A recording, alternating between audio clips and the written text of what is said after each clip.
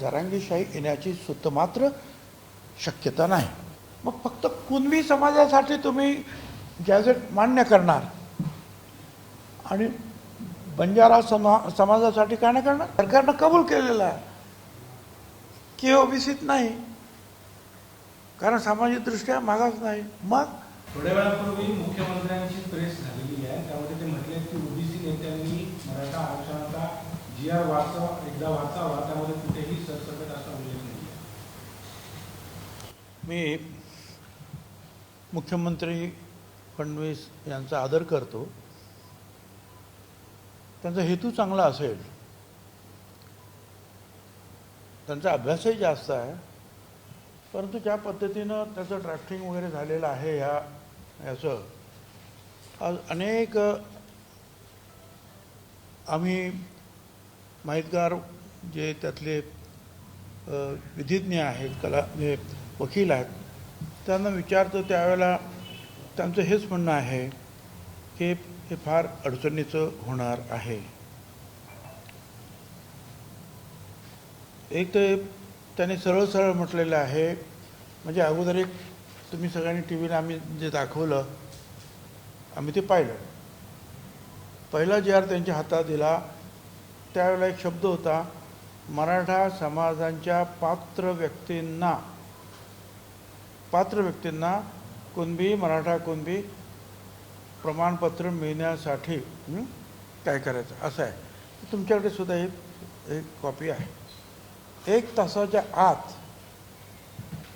जरांगे यांनी सांगितलं की हा पात्र शब्द काढून आणा आणि दुसरा GR घेऊन या. मंत्र्यांना तिथेच बसवलं आणि हा दुसरा GR निघाला, ज्याच्यामध्ये पात्र हा शब्द गेला आणि सरळ गेलं मराठा समाजाच्या व्यक्तींना पात्र. मग याच्यातून काय समजायचं. आणि स्वतः जरांगेने सांगितलं, मी स्वतः हा सगळं बरोबर करून घेतलेलं आहे, दुरुस्त करून घेतलेलं आहे. 3 कोटी लोक आता झालेले आहेत, मराठा समाजाचे सगळे कुणबी झालेले आहेत. आणि पुढं असं जे आहे की ते म्हणतात की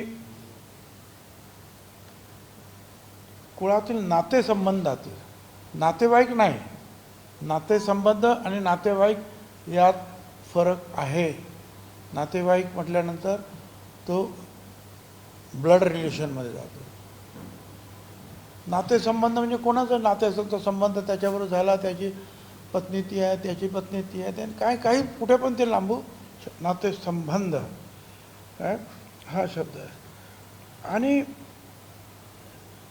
कुणी असं प्रतिज्ञापत्र दिल्यानंतर जर मराठा समाजाला आपण जर ओबीसी ठरवायला लागलो तर ते जे सुप्रीम कोर्टाच्या जे काही आतापर्यंतचे जे काही फाइंडिंग्ज आहेत, आयोगाच्या फाइंडिंग, 4 आयोग ओबीसी समाजाचे, त्यांच्याकडे मराठा समाज गेला, खत्री आयोग, बापट आयोग, सराफ आयोग वगैरे. त्यांनी सांगितलं की मराठा समाजाला देता येणार नाही. गायकवाड आयोगाने सांगितलं की मग द्यावं म्हणून ते सुप्रीम कोर्टापर्यंत गेलं आणि सुप्रीम कोर्टाने जे आहे त्याच्यामध्ये जे निर्णय दिले ते अगदी स्वच्छ आहेत. त्याच्यामध्ये त्यांनी जे म्हटलं की वरच्या जे काही फाइंडिंग्ज आहेत ते सगळं पाहता, in view of the above facts and position the bench finds, bench होतं ते supreme कोर्टाचं, that Maratha is not a socially backward community, but it's a socially advanced and prestigious community. He backward, ही मागास हा समाज नाही, उलट हा पुढारलेला आणि समाजामध्ये दबदबा, prestigious community. And therefore the request for the inclusion of Maratha in the central list of cabinet along with the Kunbi should be rejected. Maratha does not merit inclusion in the central list of backward classes for Maharashtra, either jointly Kunbi or under a separate entity of own. म्हणजे स्वतःचा मराठा म्हणून सुद्धा, मराठा कुणबी म्हणून सुद्धा ते यात येऊ शकत नाहीत. पुढे त्यांनी जे आणखी जे काही 2-3 मला फक्त वाचून दाखवतो मी, कारण काय बाकीचं तर अनेक हे झालेलं आहे आपलं. त्याच्यात म्हटलेलं आहे परत, we have noted that 3 national backward classes commissions and 3 state backward classes commission considered the claim of Maratha community to be included in other backward class community, but all commissions rejected such claims. Rather, they were held to be belonging to a forward community. जे 3 आयोगाने ते आणि सगळं ते फेटाळलेलं आहे. The first National Backward Classes Commission, 30th March 1955, Kaka Kalelkar Commission, did not include Maratha community in the list of backward. ठीक आहे. पुढे म्हणजे कालेलकर कमिशनने सुद्धा कधी 55 सालापासून सांगितलं की हे नाही म्हणून. पुढे ते म्हणतात supreme court, despite there belongs to many chief ministers and the important minister in the state, some of whom also become important minister in the center, none of them got or moved to get the Maratha included in the list of BCs, is eloquent testimony not only for the fact that Maratha are not a backward class, but also of the wisdom and the objectivity of their chief minister. Maratha समाजातले अनेक chief minister झाले, काही त्यातले जे केंद्रात गेले, पण त्यांनी सुद्धा मराठा समाजाला बॅकवर्ड ठरवलं नाही. हे त्यांचं जे आहे शहाणपण आहे आणि त्यांचं जे आहे प्रामाणिकपणा आहे. पुढे असं आता बघा, आता जे चाललंय ना त्याच्या संदर्भामध्ये बघा काय म्हणतात. आता isakal.com आहे देशातील नंबर 1 ची मराठी न्यूज वेबसाईट. प्रत्येक अपडेटसाठी isakal.com ला नक्की भेट द्या. Backward caste unfortunately resort to seeking and securing fake caste certificate, and in this context of well-known qualities of India's administrative system. त्यांनी असं म्हटलं, दुर्दैव आहे बॅकवर्ड क्लासेस जे आहे ही सर्टिफिकेट जे आहेत कास्ट सर्टिफिकेट ही खोटी सर्टिफिकेट मिळवली जातात का. आणि त्याच्यात त्यांनी पुढे म्हटले, आपल्या देशामध्ये ज्या काही या प्रशासकीय क्वालिटीज आहेत, सिस्टीम आहे, त्याची परिणती काय आहे ते आपण सगळी ठिकाणी म्हणजे ओव्हरऑल आपली जी सिस्टीम ज्या पद्धतीने काम करते विचित्र पद्धतीने, त्याचा हा भाग आहे. मी दुसरा शब्द वापरत नाही, ते कळलं असेल तुम्हाला. Elements are not rare which entertain and request and deliberative issue false caste certificate, म्हणजे मुद्दाम ते दिले जातात, जाणून दिले. This means like different forms of corruption, हे वेगळं एक करप्शन आहे, has become more and more threatening, ते घातक होत चाललेलं आहे. In certain advice the commission has advise the central and state government how this menace could be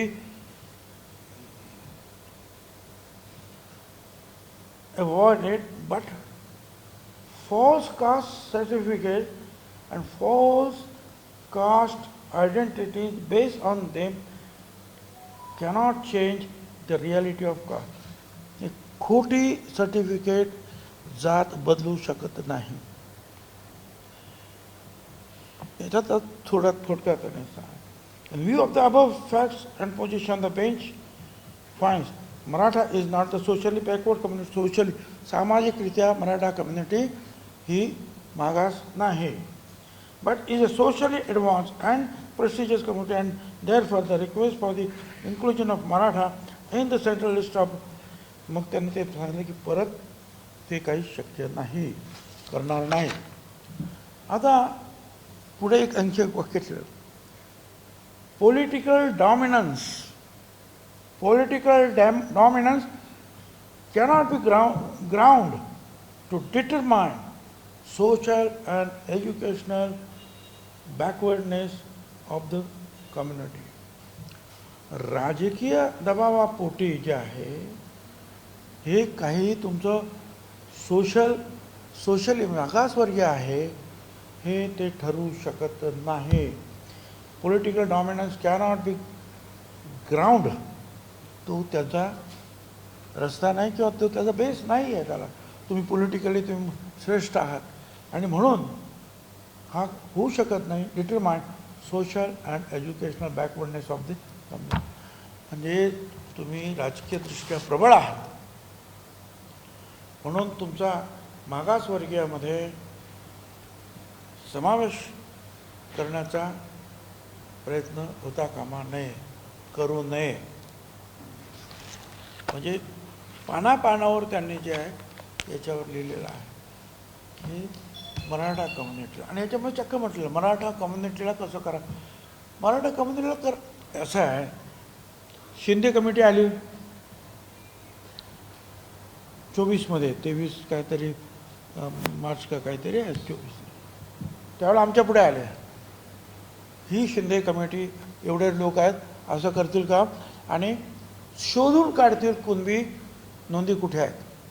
मग त्यांनी जे आहेत काही लाख डॉक्युमेंट शोधले, नोंदी शोधल्या आणि काही लाख म्हणजे 2 लाखापेक्षा जास्त कुणबी सर्टिफिकेट दिले, म्हणजे ओबीसी झाले.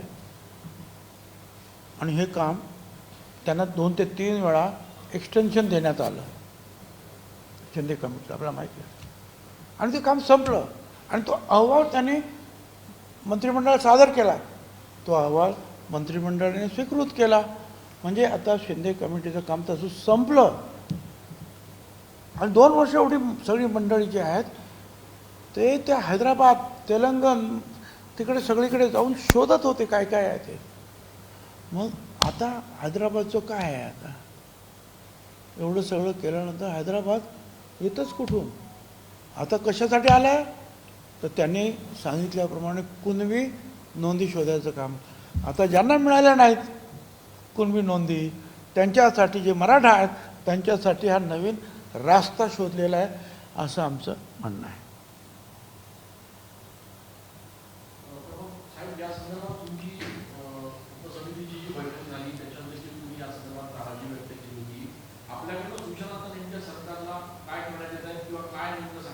काय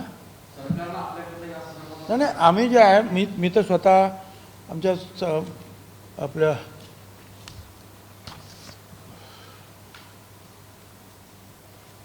आम्ही त्यांना ते पत्र दिलेलं आहे का, त्याचा ते वकिलांनी टाईप केलं, इंग्रजी आहे, ते सगळं वाचत बसण्यापेक्षा त्यात आम्ही म्हटलेलं आहे की तुम्ही ज्या हा 2 सप्टेंबरला GR काढलेला आहे शासन निर्णय, ते मराठा समाजासाठी वगैरे वगैरे, तर हा निर्णय घ्यायच्या अगोदर माध्यमामध्ये आलेल्या बातम्या आणि तत्कालीन जी परिस्थिती पाहता घाईघाईत एका समाजाच्या दबावाखाली मंत्रिमंडळासमोर न ठेवता, हरकती व सूचना न मागवता, शिवाय इतर मागासवर्गीय समाजाच्या विरोधाकडे दुर्लक्ष करून हा शासन निर्णय काढण्यात आलेला आहे. हा एक मुद्दा मी मांडला.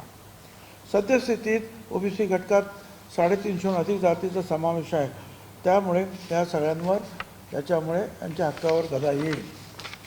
या शासन निर्णयात मराठा समाजा शब्द प्रयोग केला आहे. प्रत्यक्षात कुणबी व मराठा 2 भिन्न जाती आहेत हे महाराष्ट्र शासनानं मान्य केलेलं आहे. कुणबींना ओबीसी तर मराठा समाजाला सामाजिक व शैक्षणिकदृष्ट्या मागासवर्गीय ACBC म्हणून शिक्षण आणि नोकरीत 10% आरक्षण दिलेले आहे. म्हणजे सरकारनं कबूल केलेलं आहे की ओबीसीत नाही. कारण सामाजिकदृष्ट्या मागास नाही. मग त्यांच्यासाठी SC-BCचं 10% आरक्षण दिलेलं आहे. त्यामुळे मराठा समाज या शब्दाचा वापर करून त्यांना पुन्हा OBCमध्ये घेणं हे बेकायदेशीर आहे. त्यांना 2 प्रकारच्या आरक्षणाचा लाभ मिळू शकतो. हा पण आहे, तो पण आहे. दुसरे म्हणजे सर्वोच्च न्यायालय, उच्च न्यायालयाचे निर्णय त्यानुसार तयार केलेले कायदे नियमावली यात जातीचा दाखला देण्याची प्रक्रिया स्पष्ट केलेली आहे की कशाप्रमाणे द्यायचं आहे. पण या शासन निर्णयाने मराठा समाजासाठी स्वतंत्र वेगळी प्रक्रिया ठरवली आहे जी OBC आणि इतर जातीशी भेदभाव करणार आहे. या देशातील या जाती कशा ठरवायच्या, कशाला कसं सामील करायचं कुठल्या गटात, त्याची एक प्रक्रिया ठरवून दिलेली आहे. ते सगळं बाजूला ठेवलं, तुम्ही नवीनच काढलं. हा शासन निर्णय जो आहे अत्यंत संदिग्ध, संभ्रम निर्माण करणारा आहे. हैदराबाद गॅझेटियर नोंदीच्या आधारे जात प्रमाण देण्याचा उद्देश आधीच 18/7/24च्या अधिसूचनेने शिंदे समितीच्या शिफारशीनुसार साध्य झालेला आहे. शिंदे समितीने 47,845 नोंदीचा अभ्यास करून 2,39,021 जात प्रमाणपत्र दिले आहेत. त्यामुळे पुन्हा शासन निर्णय काढण्याची गरज नाही. जात प्रमाणपत्र हे जातीला दिले जाते, समाजाला नाही.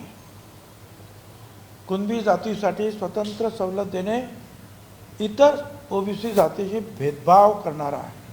शासन निर्णयानुसार ग्रामपातळीवर समिती सक्षम प्राधिकाऱ्याला मदत करणार आहे. मात्र हे स्पष्ट केले नाही की ही समिती कोणत्या चौकटीत काम करेल. 2 शपथपत्राच्या आधारे चौकशी होणार. अर्जदाराने दिलेले शपथपत्र पूर्वज 13 ऑक्टोबर 67 रोजी तिथे राहत होते. त्यांच्याकडे जमीन नाही. त्याच गावातील कुळातील अशा व्यक्तीचे शपथपत्र ज्याला कुणबी जात प्रमाणपत्र मिळालेले आहे यावरून चौकशी करून जात प्रमाणपत्र दिले जाईल.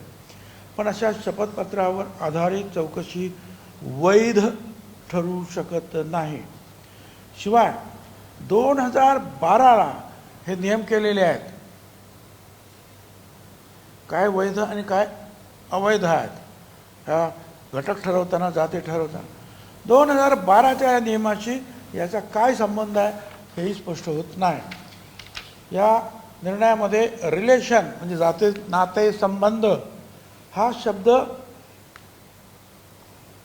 वापरला आहे, नाते संबंध. मात्र सरकारच्या 2000 सालच्या अधिनियमामध्ये 2000 सालच्या अधिनियमामध्ये रिलेटिव्ह नातेवाईक याची व्याख्या स्पष्ट करण्यात आलेली आहे. रिलेटिव्ह म्हणजे काय, नातेवाईक म्हणजे काय. इथे हा शब्द नाही वापरला. काय वापरला? रिलेशन. आणि मग हा नातेसंबंध रिलेशन हा अतिशय अस्पष्ट, त्यात पितृकुळ, मातृकुळ, दत्तक या सर्वांचा समावेश होऊ शकतो. त्यामुळे दूरच्या शेकडो लोकांच्या शपथपत्राच्या आधारे जात निश्चित केले जाऊ शकते. हे धोकादायक आहे. तसेच कुळ या शब्दाचा उल्लेख देखील केलेला आहे. परंतु कुळ या शब्दाची कोणतीही स्पष्ट व्याख्या नाही. त्यामुळे गोंधळ वाढणार. केवळ शपथपत्राच्या आधारे जातीचा निर्णय घेणे हे भारतात कुठेही मान्य नाही. आरक्षणासारख्या संवैधानिक विषयावर अशा प्रक्रियेचा अवलंब करणे धोकादायक आहे. आणि म्हणून त्या सगळ्याचा विचार करून 2/9/25चा निर्णय जो आहे त्याच्यातली संदिग्धता दूर करावी किंवा मागे घ्यावा. अन्यथा राज्यामध्ये तणाव आणि अराजकता निर्माण होण्याची शक्यता आहे. हे पत्र आम्ही काल त्यांना दिलेलं आहे. या संदर्भात आपण न्यायालयाच्या दरवाजे बोलवणार आहात का? न्यायालयात या संदर्भात जाणार आहात का? काय भूमिका असणार आहे लोकांच्या पातळीवर? हे जे आम्ही मांडलं ना, हे न्यायालयाने आम्हाला सांगता येईल आम्हाला की आम्ही सुद्धा सरकारकडे गेलेलो आहे बुवा.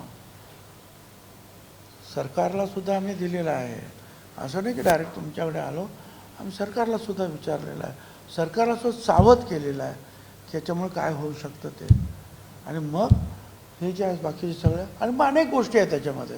ही एक गोष्ट नाही आहे, अनेक गोष्ट आम्ही त्याच्यामध्ये मांडू शकणार आहोत. अशा अनेक आणि अनेक निर्णय शासनाचे निर्णय आहेत, अनेक हायकोर्टाचे निर्णय आणि सुप्रीम कोर्टाचे निर्णय आहेत. हैदराबाद गॅजेटमुळे जे आता लागू केलेलं आहे या संपूर्ण गॅजेटमुळे ओबीसी आरक्षणाला धक्का लागलेला आहे असं आपलं थेट आरोप आहे का? आताचा जो शासन निर्णय काढलेला आहे, पूर्वीचा एक काढलेला होता की शिंदे समितीने ज्या तिकडे जाऊन त्या नोंदी तपासाव्या, तो मान्य केला मंत्रिमंडळामध्ये आणि त्याप्रमाणे त्यांचं काम झालं. मी तुम्हाला सांगितलं किती मिळाले ते त्यांना. 2 लाखापेक्षा जास्त कुणबी त्यांनी दिले. म्हणजे काम संपलं. त्यांना वारंवार काम संपेपर्यंत आपण मुदतवाढ दिली आणि लाखो कागदपत्र त्यांनी गोळा केलेले आहेत, लाखो. पण हा दुसरा जो आहे त्याच्यावर कडी करणारा असं हा निर्णय आहे. म्हणजे ते सगळं बाजूला सोडून काय हा निर्णय घेतला. हे करायचं होतं तर शिंदे समितीचं कामच नव्हतं. मग हे डायरेक्टच केलं ना, सगळ्यांनाच करून टाकायचं आहे.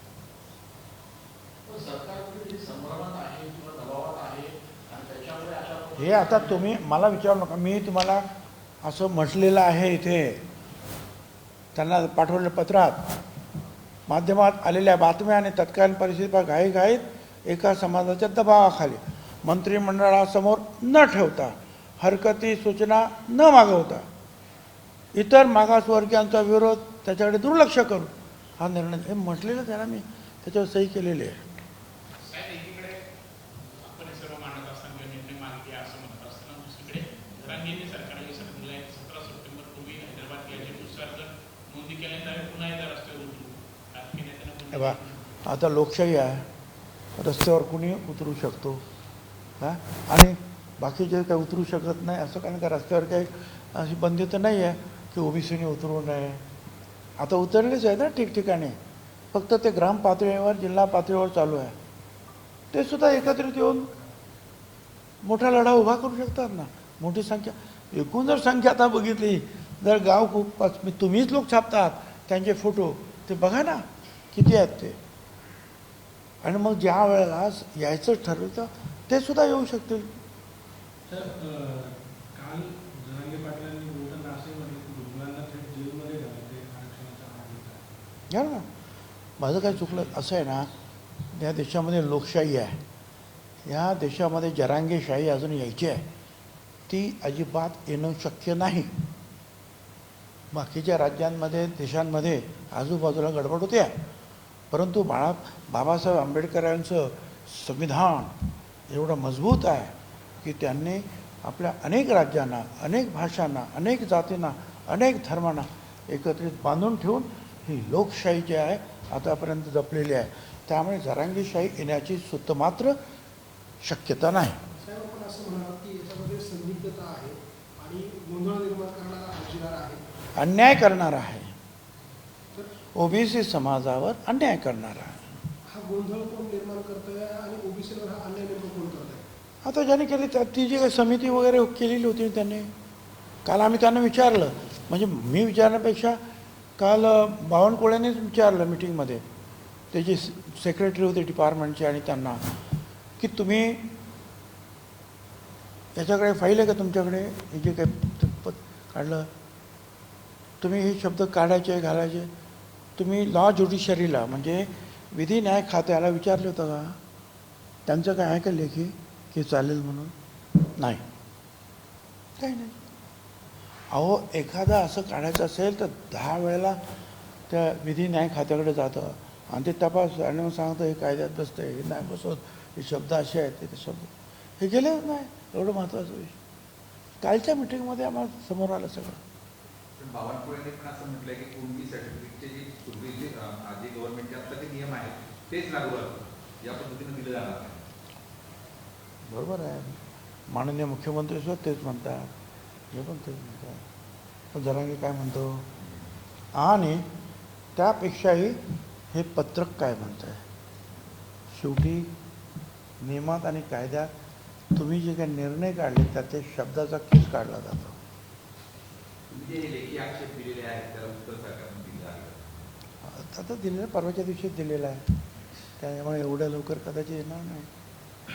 त्यांना सुद्धा दसऱ्यानंतर ओबीसीचा मुंबईमध्ये मोठा दसऱ्यानंतर ओबीसी मुंबईमध्ये धडकणार अशा पद्धतीची तयारी सुरू आहे. काय हे बघा, मराठा समाज एक समाज आहे ना, तरी त्याच्यामध्ये जरांगे एक बोलतो, ते सराटे आणखीन काय बोलतात ते दुसरं, त्यांच्यात पण मतभेद आहेत ना. समाज एक आहे. अरे आमच्यात तर 374 जाती आहे भाऊ, त्या पण मोठ्या मोठ्या जाती आहेत. अनेक संघटना आहेत, प्रत्येक संघटनेचे नेतेसुद्धा आहेत. ते सगळीकडे घेत आहेत ना, कोण कुठे कोण कुठे कोण कुठे जे आहेत हे जनजागरण करत आहेत, उठाव करत आहेत, तहसीलला जात आहेत, कलेक्टर ऑफिसला जात आहेत. आणि त्यांची सगळ्यांची मागणी आहे. माझ्याकडे सुद्धा त्यांचे फोन येत आहेत. तर म्हटलं जरा थांबा, आता आपण कोर्टात जातो आहोत काय, आणखी थोडे दिवस तोपर्यंत जे आहेत आपल्याला दसऱ्यानंतर आहे ना, वेळ आहे ना थोडासा अजून, बघूया ना तोपर्यंत काय काय होतं ते. राठोड समाज मोर्चा करणारे शहापूरपासून थेट राठोड समाजाचा रस्ता उतरणार. आता असं आहे, त्याच्यामध्ये पण त्यांनी काल मुद्दा निर्माण केला. लक्ष्मण माने माझे आमदार आणि नेते, त्यांनी सुद्धा मुद्दा निर्माण केला की हैदराबाद गॅझेटमध्ये जर तुम्ही बघितलं तर आमचा बंजारा समाज हा ST-मध्ये आहे, OBCत नाही, STत. मग फक्त कुणबी समाजासाठी तुम्ही गॅझेट मान्य करणार आणि बंजारा समाजासाठी काय नाही करणार? लॉजिकल आहे त्यांचा प्रश्न जो आहे हा योग्य प्रश्न आहे. एकदा एक डॉक्युमेंट तुम्ही एकाच समाजासाठी गृहीत धरलं, मग त्या डॉक्युमेंट असलेल्या दुसऱ्या समाजाचं जे काही म्हटलेलं असेल ते सुद्धा गृहीत धरा. त्यांचं म्हणणं आहे की आम्ही हैदराबादच्या त्या गॅझेटमध्ये आम्ही ST-मध्ये आहोत, आदिवासीमध्ये आहोत, आता आमचं काय करणार? तुम्ही ते मान्य केलं ना, तिथली कुणबी इथे कुणबी केलात, मग तिथली ST इथे ST करा. तर ते आता माझ्या मते एक चूक केली ना तुम्ही का मग अनेक गोष्टी बाहेर पडत जाणार आहे. संदिग्धता सरकारने याच्याची संदिग्धता दूर करावी, अन्यथा हा GR मागे घ्यावा. आणि आपण दुसरीकडे पत्र पण देत आहेत. आपण काही सरकारला टाइम बॉन्ड असं देणार आहात त्याची आतापर्यंत? सरकारला याचं महत्त्व कळतं. राज्यामध्ये 3 ठिकठिकाणी जे आहेत मोर्चे निघत आहेत, तहसीलला कलेक्टरला ते देत आहेत, मीडियामध्ये येत आहे. गांभीर्याची त्यांना जाणीव आहे, पण त्यांना सुद्धा आता अभ्यास करायला लागेल ना की बाबा काय त्यांनी लिहिलं त्या समितीने. त्यावेळेला तो जो दबाव घाई हा शब्द मी वापरला. काय जे काही तयार झालं हे काय केलं आणि आता याच्यातले हे जे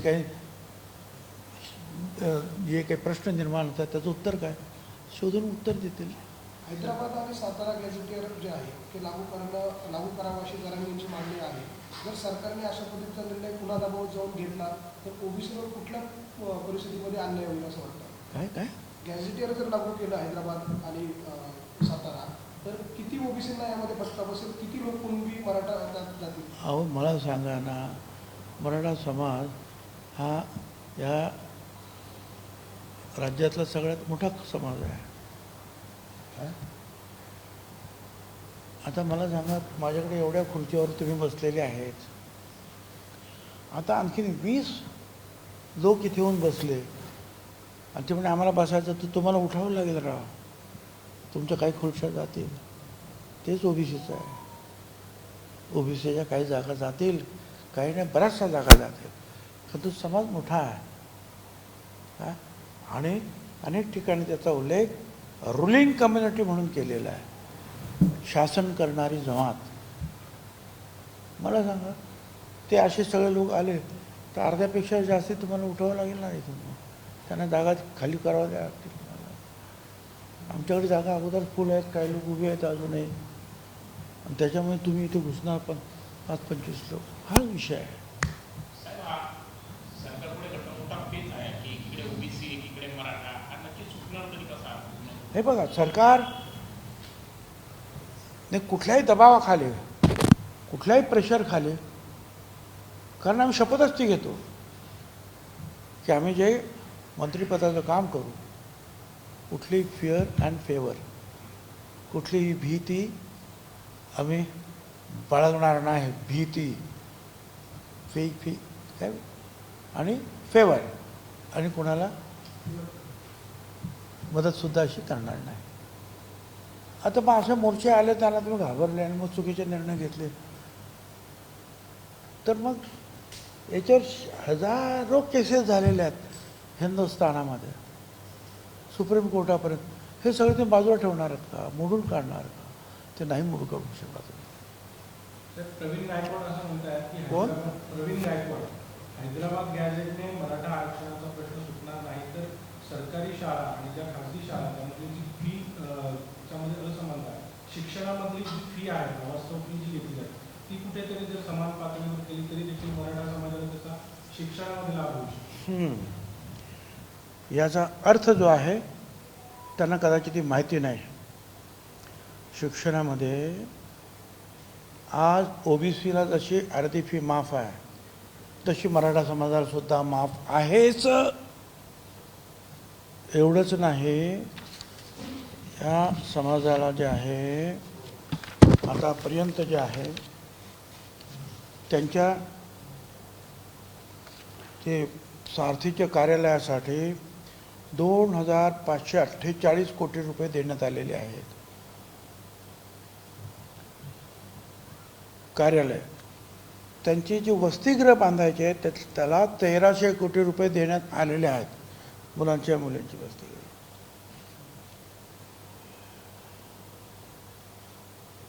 ज्या मुलांना काही उद्योग करायचा आहे त्यांना महामंडळातर्फे थेट कर्ज, जे अण्णासाहेब पाटील महामंडळ, थेट कर्ज 1,248 कोटी रुपये देण्यात आलेले आहेत. आणि बँकाकडून त्यांना मदत करून जे कर्ज वितरित केले आहे ते आहे 12,600 कोटी रुपये. आणि आणखीन बरंच आहे, ते मी तुला महत्त्वाचं आहे. म्हणजे एक तर इतर मागास वर्ग जो आहे, एक मंडळ आहे, इतर मागासवर्गीय मंडळ, ओबीसी महामंडळ, त्याला 23 वर्षामध्ये 2,500 कोटी रुपये मिळाले. 3 वर्षामध्ये 25,000 कोटी रुपये ह्या एकाच कम्युनिटीला मिळाले.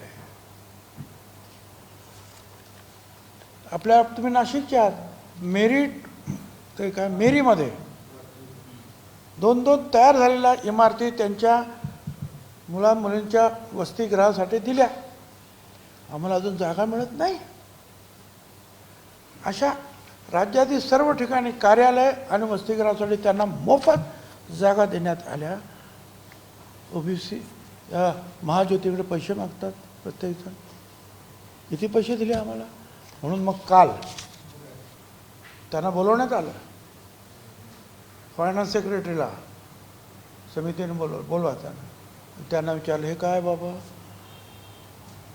ते मागचं जाऊ द्या, फक्त याच वर्षी जे बजेटमध्ये सांगितलं काय झालं आहे, तर यावर्षी बजेटमध्ये जे आहे मराठा समाजाला 602 कोटी 44 लाख पैसे सांगितले.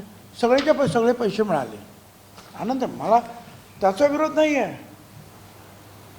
आता या महाज्योतीचे मागच्यापासूनचे पैसे शिल्लक आहेत.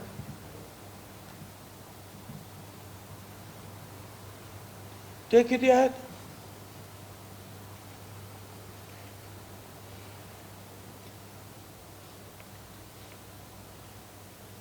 $895 कोटी रुपये मागितले.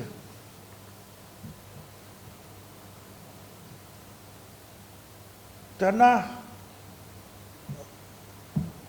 कट लावून दिले फक्त 267 कोटी रुपये. 60% कट लावलेला. इथे 100% दिली 602 कोटी. इथे हा महामंडळ 374 जातीचं 54% लोक 267 असं दरवर्षी होत आलेलं आहे. आम्ही आता जे काय म्हणतो आहोत मंत्रिमंडळात अनेक वेळा मी मांडलं आणि मागणी अशी केली की आमचं म्हणणं असं की जे मराठा समाजाला देतात सारथीला ते आम्हाला ओबीसीला द्यायचं. आम्ही उलटं मागत आहोत. आणि याच्यामध्ये मी तुमच्या पुढे सांगतो असं नाही, मंत्रिमंडळासमोर अनेक वेळा मी हेच मांडले, ते ज्यांना देता ते तुम्ही आम्हाला द्या. आणि मग तिथे 30 ऑक्टोबर 23ला हा एक निर्णय झाला शासनाचा. आणि त्याच्यामध्ये असं म्हटलं आहे की असे हे वेगवेगळे सारथी आहे, पार्टी आहे, सगळे वेगवेगळे जे आहेत समाजाचे जे आहेत त्यांना समन्यायी भूमिका घ्यावी. त्यांना जे दिलं ते ह्यांना द्यायचं, त्यांना द्यायचं, त्यांना द्यायचं. तुम्ही त्याच्यासाठी एक कमिटी नेमली. मुख्य सचिव महाराष्ट्र राज्य, secretary finance, secretary OBC, secretary आदिवासी विकास, सेक्रेटरी उच्चतंत्र शिक्षण, सामाजिक न्याय. आणि त्यांनी बघायचं की जे देताना वाटप करताना जे यांना दिले ते पण यांना पण मिळालं पाहिजे. त्याच्यासाठी आमचे म्हणजे हा कायदासुद्धा तुम्ही रगडून टाकला, मोडून टाकला, तुमचाच निर्णय. आणि आजकाल आम्ही ते दाखवलं, तुम्हाला आत्ता पण दाखवलं खर्चाचं काय झालं ते. हा समन्याय आहे का? 806 कोटी तुम्ही तिकडे देतात, किती सांगितल्याप्रमाणे म्हणजे आता 602 कोटी रुपये दिले आणि इथे 267 कोटी रुपये. 60% कट लावला, तिथे 0% कट लावला. कुठला न्याय आहे हे? कुठे गेलं? काल आम्ही विचारलं, ते सेक्रेटरी होते ना अर्थ, त्यांना सुद्धा विचारले काय आहे हे. फक्त या वर्षाचं मी इतर मागासवर्ग वाचून दाखवलं ते वेगळं आहे. त्यामुळे तुम्ही जे म्हणालात की शिक्षणाच्या बाबतीमध्ये जे ओबीसीला मिळते आहे त्याच्यापेक्षा कैक पटीने जास्त सध्या मराठा समाजाला देण्यात येत आहे. हे मी ह्या सगळ्या कागदपत्राचा पुरावा देऊन तुम्हाला सांगतो आहे. साहेब, लातूरमध्ये एका तरुणाने ओबीसी आरक्षण संपलाची सुसाईड म्हणून आत्महत्या केली आहे. काय? लातूरमध्ये एका 35 वर्षीय तरुणाने ओबीसी आरक्षण संपलं, हैदराबाद गॅजेट आल्यामुळे ओबीसी आरक्षण संपलं असं सुसाईड नोट घेत आत्महत्या केली आहे, नदीमध्ये उडी गेली. मला नक्की काय त्याची माहिती नाही आहे, पण तसं जर काय होत असेल तर दुर्दैवी आहे, दुःखदायक आहे. आणि मी आमच्या सगळ्या ओबीसी बांधवांना सांगतो की कृपया जर असं झालं असेल तर आत्महत्या जर केली असेल कोणी तर कृपया कुणी करू नये आत्महत्या. आपण कायद्याच्या मार्गाने लढणार आहोत. आवश्यक वाटल्यास आपण मी तुम्हाला सांगितलं शांतपणे शांतीपूर्वक मोर्चे आपण काढतो आहोत. जे जे आपल्याला करता येईल ते आपण सगळं करतो आहोत. आणि आम्हाला खात्री आहे की आम्ही आमच्या प्रयत्नामध्ये आम्हाला यश मिळेल. त्यामुळे कुणीही हे अशा आत्महत्या वगैरे न करता आपण ह्या आमच्या मोर्चांमध्ये आमच्या ह्या आंदोलनामध्ये सामील व्हा तुम्ही. असा धीर सोडायचा नाही. आम्ही आहोत ना इथे बसलेलो, लढतो ना आम्ही.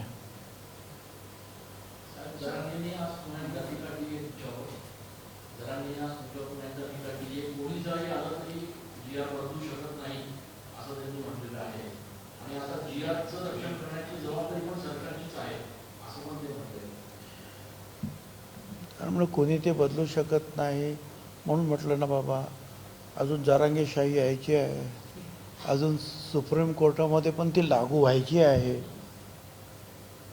ते अजून नाही ना, ते अजून ह्या खालच्याच कोर्टात मॅजिस्ट्रेट कोर्टात, तर तिकडं कुठे जाईल ते. त्यामुळे बघू आम्ही काय करायचं ते. तुमच्या मागणीनुसार कुणबी समाजाला आरक्षण देण्यास आमचा विरोध नाही. कुणबी समाजाला आरक्षण देण्यास आमचा विरोध नाही. मराठा समाजाला स्वतंत्र आरक्षण देण्यास आमचा विरोध नाही. मराठा समाजाला स्वतंत्र आरक्षण द्यायला आमचा आग्रह आहे आणि त्याप्रमाणे तो 10% त्यांना दिलेला आहे. पुढे जो जी आर काढण्यात आला त्याच्यामध्ये शब्द बदलण्यात आले. सुरुवातीला पात्र म्हटलं गेलं, नंतर थेट मराठा समाजाच्या शब्दाचा उल्लेख केला. खरं तर अत्यंत गंभीर स्वरूपाची ही बाब आहे. सुरुवातीला वेगळं करण्यात आलं, नंतर त्यांच्या मागणीनुसार ते बदलण्यात आलं. सरकार कोणाच्या दबावाखाली हे सगळं करायला लागलं? आता एक तुम्ही बघितलं नाही का त्या दिवशी जो मुंबईमध्ये 4 दिवस जे अख्ख्या जनतेला वेठीस धरण्यात आलं होतं, काय चाललं होतं? ट्रॅफिक बंद, सगळं बंद. तिथली बस सर्व्हिस बंद झाली. काय काय झालं तुम्हीच दाखवलं ना राव. आणि हा पात्र शब्द तुम्हाला का नडला? तो शब्दसुद्धा नको. एवढी तुम्हाला क्लॅरिटी पाहिजे की ह्या समाजाला डायरेक्ट देऊन टाका. सरकार मुंबईची बैठक झाली तर तुम्ही चांगली बातमी झाल्याचं बघायला मिळालं आणि त्यानंतर तुम्ही आणि फडणवीसांनी एकत्रित मुंबई प्रवास हो, मग काय? देखील केला. त्यामुळे की कुठेतरी काय चर्चा झाली नाही फडणवीस? तुम्हाला कल्पना आहे, तुम्ही नाशिकच्या आहात, तुम्हाला निदान बाकीच्याबद्दल मी म्हणणार नाही, पण तुम्हाला माहिती आहे की आपण 12-13 वर्षापूर्वी हे जे काही इलेक्ट्रिक वस्तू निर्माण करणाऱ्या मोठ्या मोठ्या कंपन्या आपल्याकडे आहेत आणि त्यांना परदेशात पाठवायचं असतात तुम्हाला. पण तो जर पाठवायचा असेल तर त्यांना सर्टिफिकेट लागतं. ते सर्टिफिकेट मिळतं हे बँगलोर, हैदराबाद, भोपाळ. ते म्हणतात त्यावेळेला मला त्यांनी सांगितलं त्या एक्झिबिशनच्या वेळेला, प्रदर्शनाच्या वेळेला, की साहेब हे काय आहे, 3 महिने आम्हाला जर मिळत नाही प्रमाणपत्र तर आमचे ऑर्डर कॅन्सल होतात सगळे.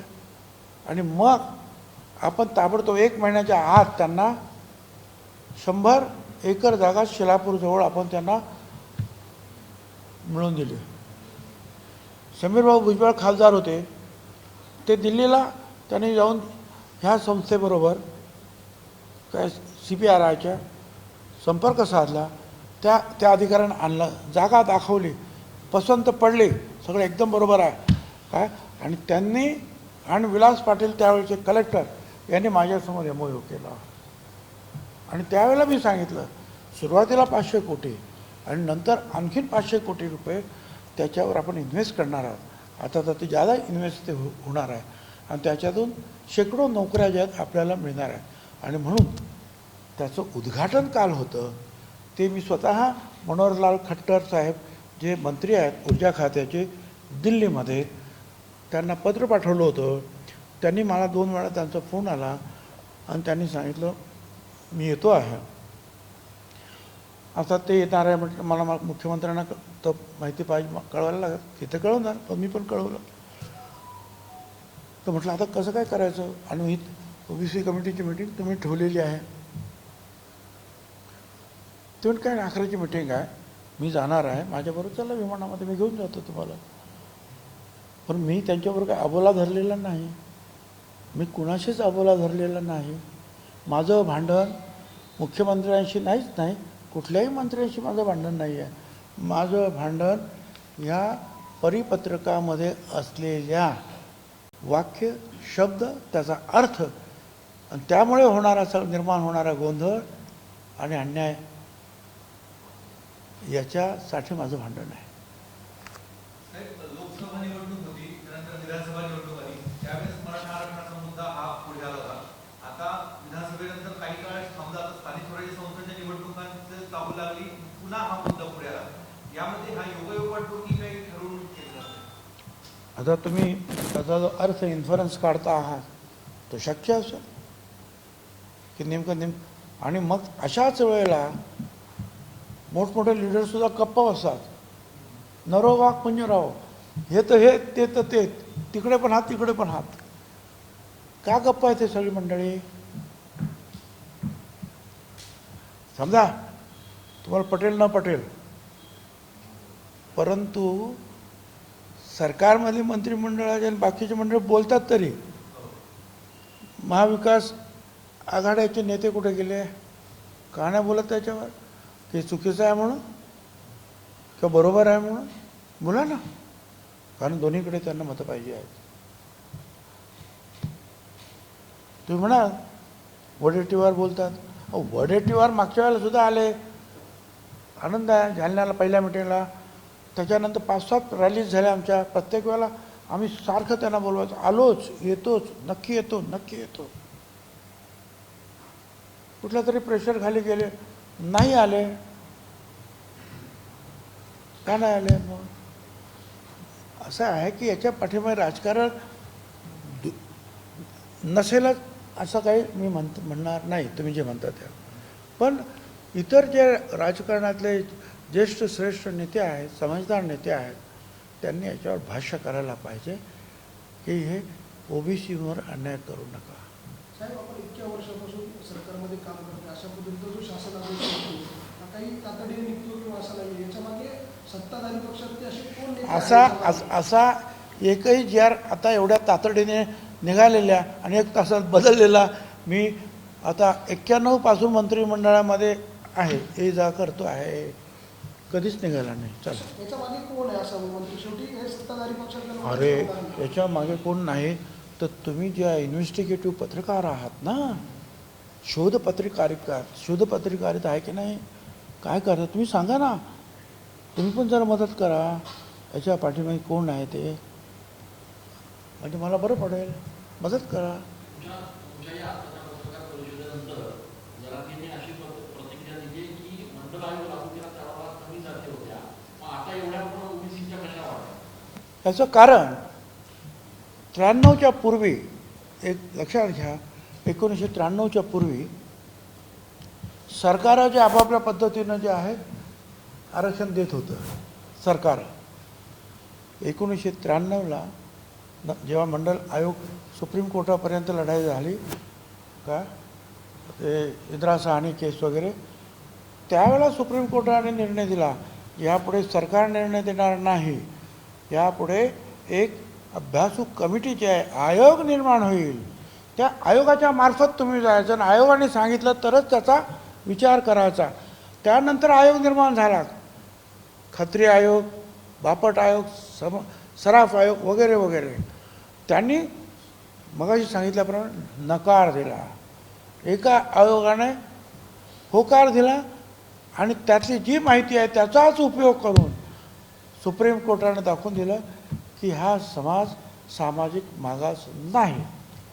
आणि हायकोर्टाच्या 2 निकाल आहेत की कुणबी आणि मराठा ह्या 2 वेगवेगळे समाज आहेत.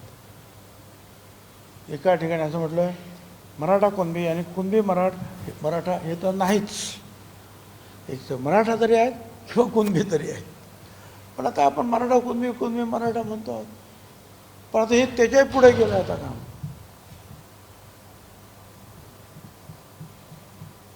बोला, संपलं? इलेक्ट्रिक साहेब, काल एक मोठा कार्यक्रम झाला इलेक्ट्रिक स्टेशनच्या, पण या सगळ्या उद्घाटन कार्यक्रमावरती नाशिकचे माजी खासदार देशमुख यांनी नाराजी व्यक्त केलेली आहे. काय?